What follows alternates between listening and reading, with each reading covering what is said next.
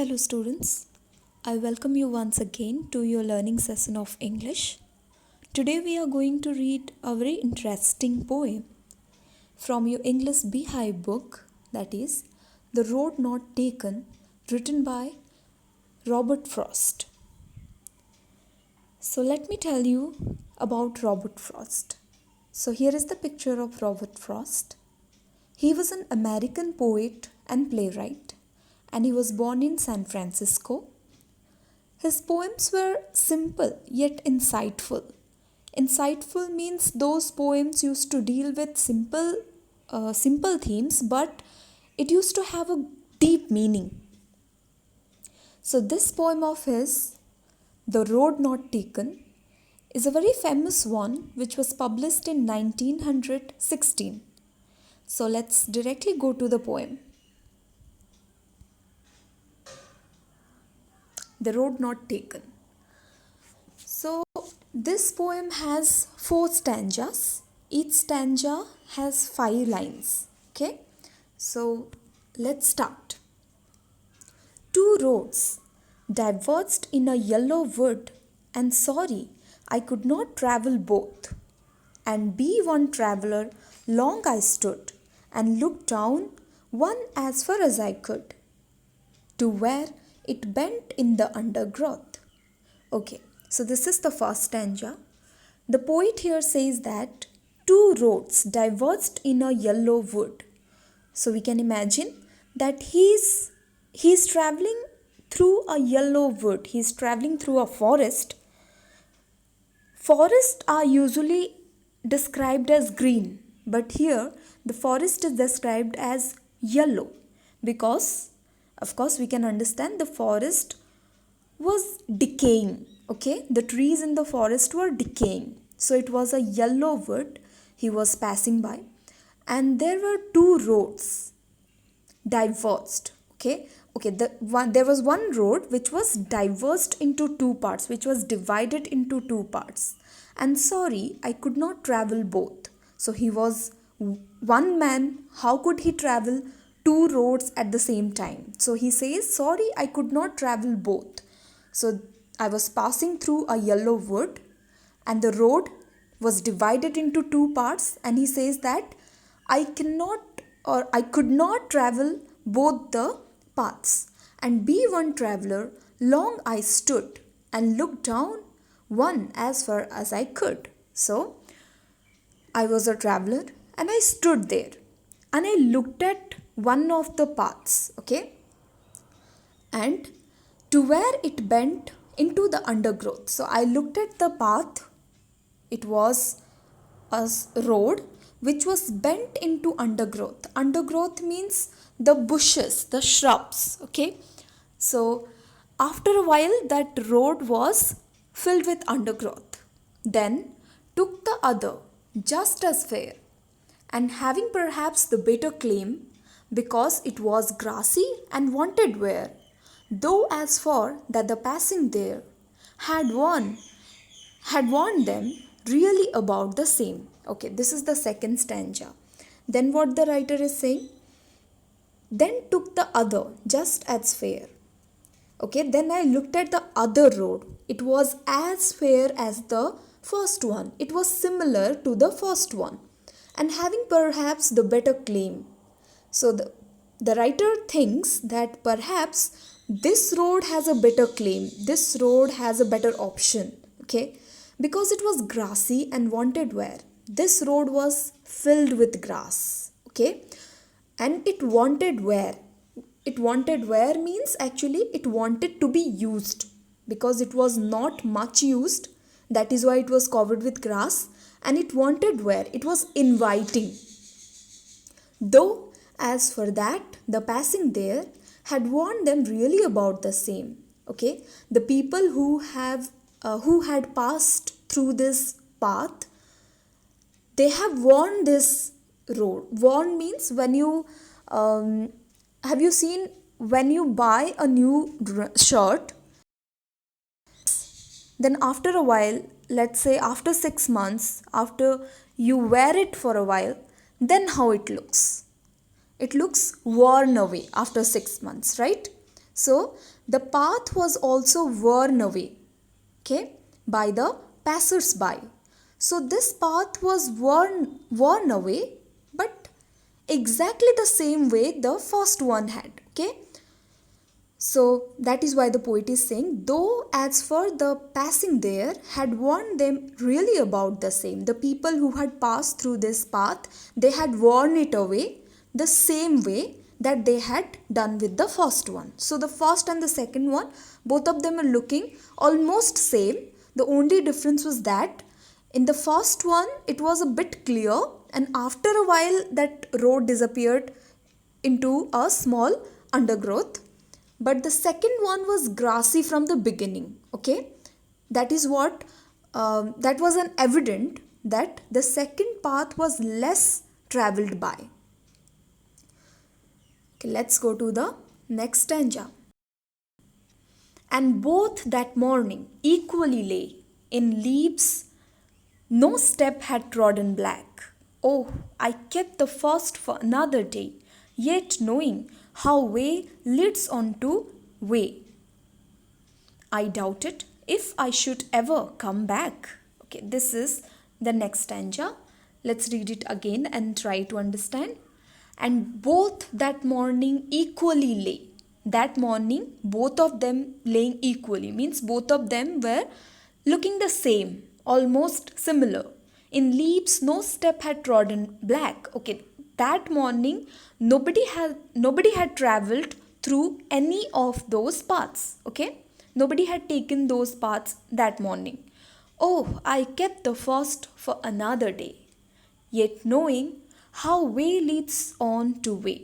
Okay, so I kept the first one for another day. I decided that I will travel by the first one, but on another day, not today. I know how one way leads to other. Okay, I doubted if I should ever come back. Okay, I doubted that will I ever be able to come back to this point where I have to make this choice? So, let me tell you one thing. This is not just a simple poem, it has a deep figurative meaning. Here, the yellow word symbolizes your life, and this both the ways symbolize the choices that you have in your life, the decisions that you take in your life. Okay?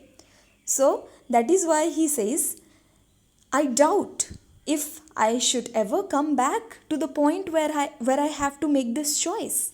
Once you make a choice in your life, it is over. You have to live with that choice, right? So you cannot go back and make the decision once again. Sometimes life doesn't allow you to do that. So that is why the poet is saying, I have decided that I will travel by the first path some another day, but I doubt that I will ever be able to come back to this point or not. Okay, let's go to the last stanza. I shall be telling this with a shy, somewhere ages and ages hence. Two roads diverged in a wood, and I took the one less travelled by, and that has made all the difference. So, in the last stanza, the poet is saying, I shall be telling this with a shy, somewhere ages and ages hence. Maybe after ages, after some years, ages and ages hence means from now. In some future time, it may happen that I shall be telling this story with a shy. Shy means living out a long deep breath. Lamba gehra saas chhodna, right? So it may happen that after some years, I will be telling this story with a shy. What story? The story that there were two roads diverged in a wood, and I took the one which was less traveled by. Okay? And maybe I will be saying that choice is the one which has made all the differences in my life.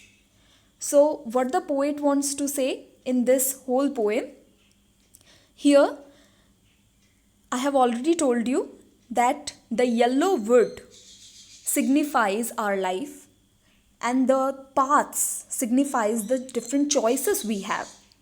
So what choice we make, that creates our destiny.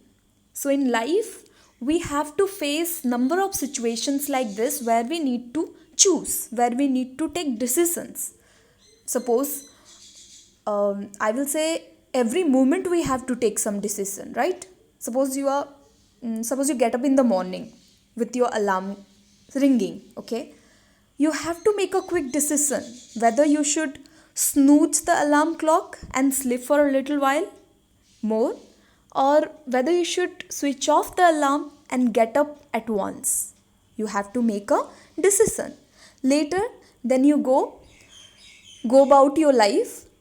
You have to make around thousands of decisions every day, and those small decisions create your life, or we can say those small decisions have the potential to destroy your life as well. So that is why the poet is emphasizing on the importance of taking decision in life. And in the last stanza, he is saying that it may happen that I will be telling this story some ages from now, and I will be telling some people that it is my decision, it is my choice which has made all the differences in my life, to my life. Okay? So, what is the message in this poem? Of course, the message is we have to make decision in each and every moment of our life, and those decisions are very important. Those choices are very important, which can create our destiny. Okay? So let's go to the literary devices used in the poem. Before literary devices, I need to tell you what is the rhyming scheme of this poem. So we can see the last word of the first line, would, describes with the last word of the third line, stood. Right? And the last word of the second line, both, rhymes with the the last word of the first, third, and fourth line actually rhyme with each other. Would, stood, and could. The last word of the second and the fifth line rhyme with each other, both, undergrowth. Right? Let's go to the second stanza and see what is the rhyming scheme. Yeah, the same. The first, third, and the fourth line rhyme with each other, fair, where, and there. The second and the fifth line rhyme with each other, claim and same. The third stanza, yes, the first and the third and the fourth one rhyme with each other, lay, day, and way. The second and fifth with rhyme with each other, black and back.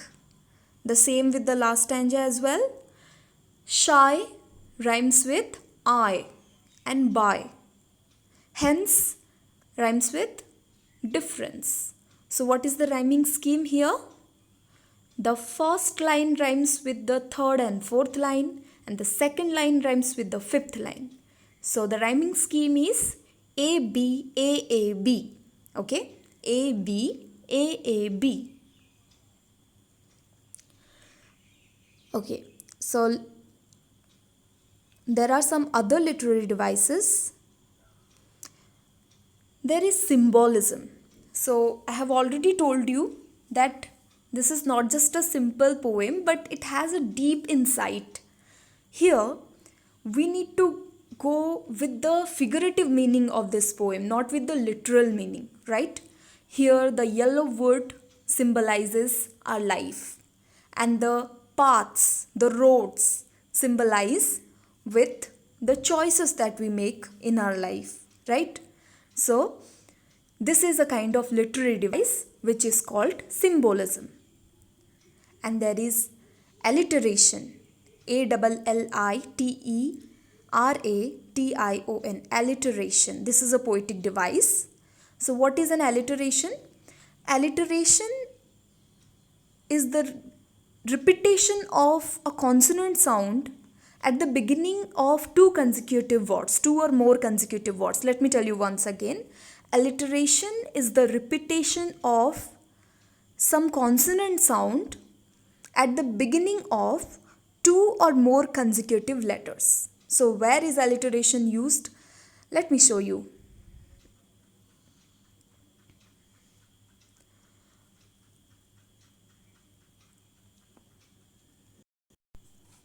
Okay, look at the first line here. Because it was grassy and wanted where. Wanted where. Both of these words start with the sound of W. W is a consonant, right? So wanted where is an example of alliteration. Then here look at the first line. Oh, I kept the first for another day. First for. Here both these words start with the sound F. F is a consonant, right? So first for is also an example of alliteration.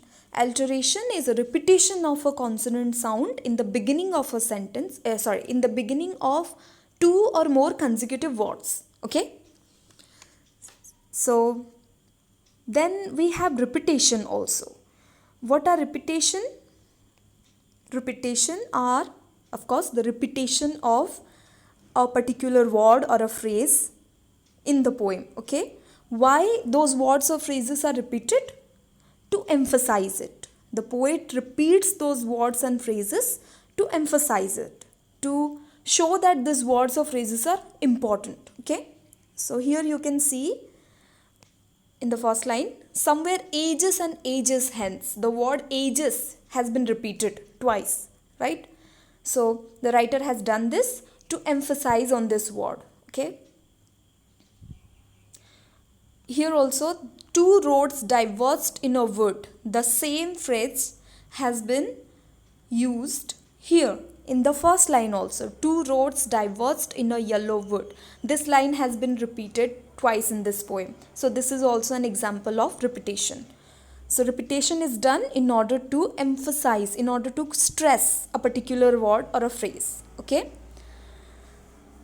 And here you can see in the beginning of the second line, and is used. In the beginning of the third line, there is and. In the beginning of the fourth line, you can again see and, right? Come down. Here, the first line also starts with and having perhaps. Then, can you see? There are some other lines also which start with and, this one. And both that morning equally lay, right? In the last line also, and that has made all the differences. So we can see there are a number of lines which start with and. So this is an example of anaphora. ANAPHORA. So and has been repeated a number of times at the beginning of lines, right? This is an example of anaphora. Now you may ask, ma'am, why anaphora? Why not repetition? This is also a repetition of a particular word, right? So this will not be called an repetition but anaphora, because here and is repeated at the beginning of a particular line and it is not used to emphasize on that word. It is used one again and again, not to emphasize on those words but to create a rhythm in the poem. Okay? So anaphora happens when we use a particular word again and again, not just to stress on it, but to create a rhythm in the poem. Okay? Now, is there any other literary device? If you can find, then let me know. And do read some other poems of Robert Frost. And you have to write the question answers thinking about the poem and submit it to me in my personal window. See you again. Thank you.